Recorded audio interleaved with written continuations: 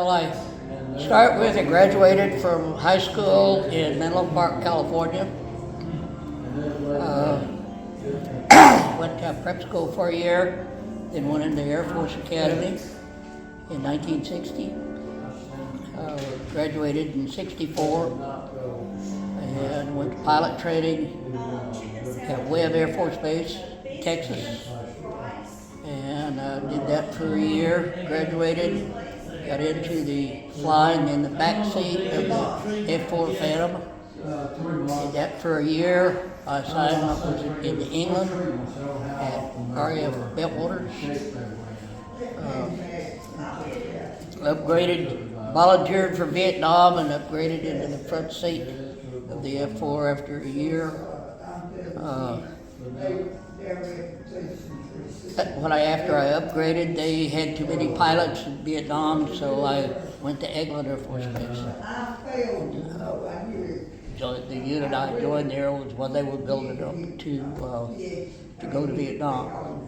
So we went to Da Nang Air Base in Vietnam in March of, let's see, 69.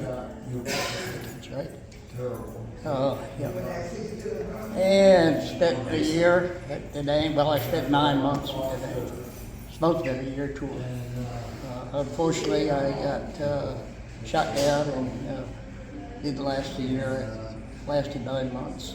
And during my tour at Da Nang Air Base. Okay, you weren't you were able to avoid capture though when you got shot. Okay. Good. During my time in Vietnam, flew the F-4 Phantom. I'm in Laos, Vietnam. Did a lot of reconnaissance support.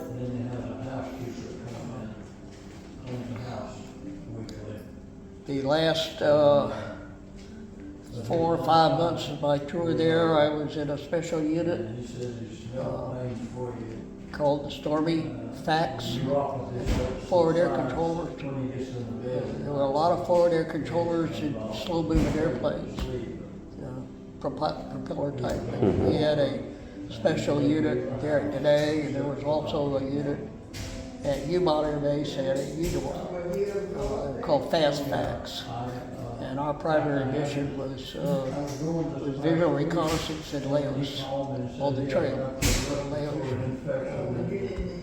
The trail from North Vietnam to the Vietnamese, we used them to supply their war effort in the south. We went down through Laos, and that's what we were doing with truck parks, and visual reconnaissance. We put fighters in. That area was kind of hostile for the slow mover fax to be able to control forward air control or putting in airstrikes. So we did a lot of that. Oh yeah. About that. I had two airplanes that I shot up all in and what they call Class 26. They went to the junkyard. The battle damage.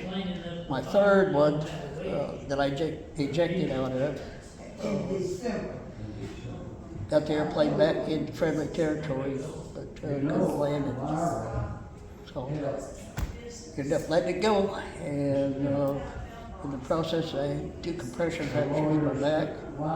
So I got better than that from U-Boat Air Base, Thailand, all the way back to here.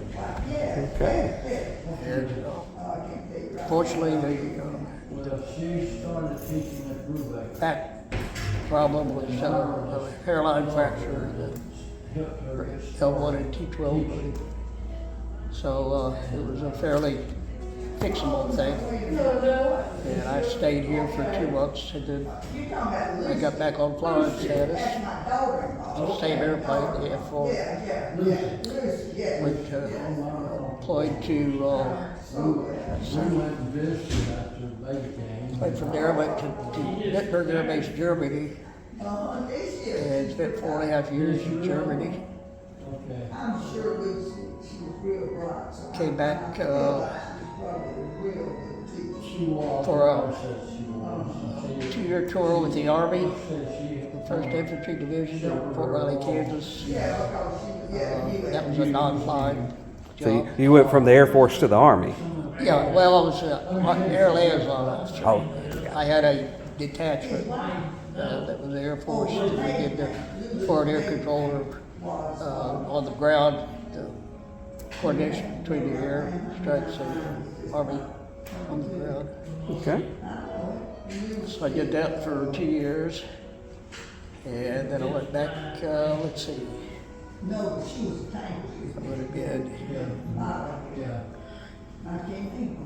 don't remember how the sequence of things. But back into,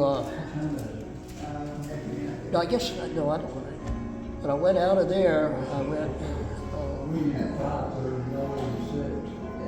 I'm confused a little bit, it's been a long time.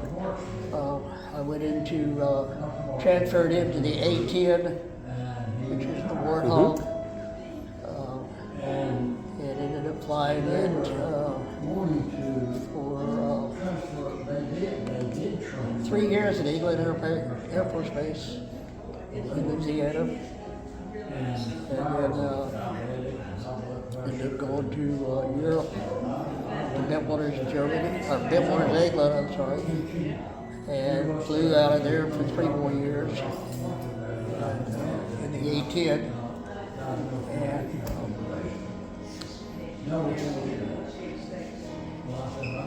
from there, let's see, from there I went to a non-flying job at England Air Force Base, Tactical Air Warfare Center. Okay. And I did that for a year and then retired. So I retired in 1987. All right. And moved to South Carolina. My wife had inherited a farm, and so I became a farmer. Which was a wonderful thing. Well, what brought you back to Montgomery? Well, after my wife passed away, and I was getting old, and I was having some problems with something called Meniere's disease, which is a problem with dizziness and stuff like that. Having trouble walking. But that made it hard to run a 15-acre farm. Absolutely. And after 30 years, I gave up. It's hard on a healthy man to run a farm. Huh? It's hard on a healthy man to run a farm. Well, I had 15 acres, and it was really a fun 30 years I was there. My wife had inherited the farm and farmhouse that was across the road from where she grew up. So it was all family, her family, all around their little town in Lake City, South Carolina. And the house was built by her grandfather in 1901. So it needed a little upgrade. And so I spent a good bit of time getting money modernized. Central heat and air, insulation, minor things. Well, all right. But it was a lot of fun, and I learned a lot. I also, during that time, sold real estate for about 15 years. Okay. And I also did taxes with H&R Block for about 10 years. And then after my wife passed away, and I having trouble keeping up with everything, and I finally, my son lives here. Don't know if you know him or not. He just retired from the C-130 outfit here. Yes. The young 908 airlift. Steve, He was in the 908. Steve, my son Steve was deputy commander of 130 outfit. All right. for about 10 years. Fantastic. So he helped me get removed and replaced whatever here. That's how I got it. And my son was moved to Pike Road. And he's still is a civilian. He's a civilian GS 13 or 14. Yeah. Still works here. All right. Where I am. Well, we appreciate your service. Being a Vietnam vet, welcome home, if you never got told that before.